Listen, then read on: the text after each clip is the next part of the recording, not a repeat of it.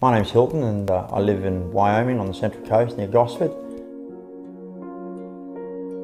In 2002 we moved out of Rose Bay, so congested down here, moved up here onto the Central Coast. We started off in the Erina area for 1 year, saw this property. It was nice semi-bushland, nice and quiet, nice big block of dirt.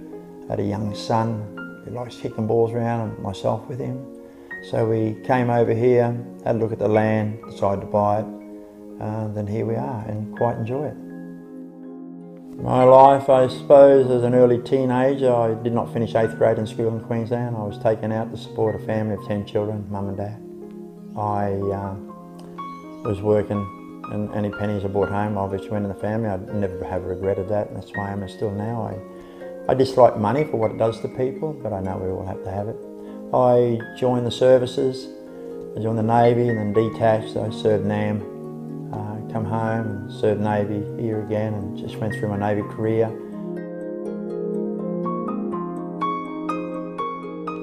I'll be quite honest, Jason, it was simply this, seeing the birth of a child, the birth of my son Jacob. Yeah. And then you realise what you have done in Vietnam, you realise that.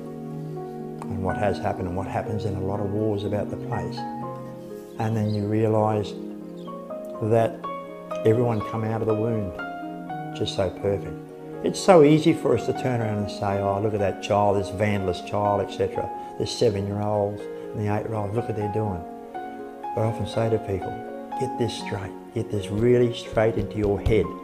He didn't come out of the womb like that, she didn't come out of the womb like that. It's been the type of or lack of discipline that that child has had. It's not that child's fault, it's what we do.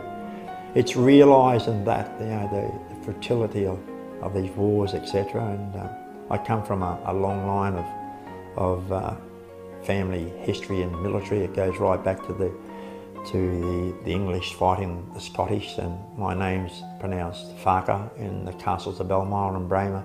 Quite proud of that. And back to the Battle of Culloden.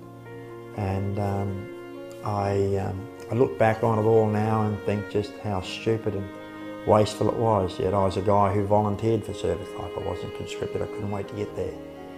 But I think as you get older you realise, and you look at these young little hearts down there, they're just so perfect. And look, they all just need help, and I know how strict I've been to my children and even to young Jacob here. And I should imagine a lot of parents are like that out there. So I just feel good that I can grab the little children in the morning and say, hey guys, this is what you need to say when you get out of bed. If it's to be, it's up to me. It's up to you guys. You can make this happen. I've been at the surf club for a good 10 years now, a little bit longer, 10 years. 10 years I've had my little band or troop down there. That's really, yeah.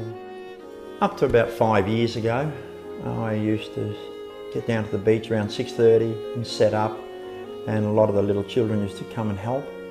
And then about 5 years ago I came across a couple of syringes on the beach that concerned me. I thought enough's enough, I'm not going to risk my little ones for this. So I then found myself down there at 5 o'clock in the mornings. I bought all my own equipment, so I set it up, then I would set it all up, pace it all out, mark it out, and then I'd rake the area that my little ones would be running in and flags, etc. I run them in a 12-metre section, not a 5 or 3, so they put them in a good bit of a distance. So then the whole thing was set up for when they would turn up and ready to get into it at 8:30. People often say, why do you get them yelling? And I will say, what colour flag do we swim between? They will yell out, red and yellow. Who are we? Terrigal Nippers.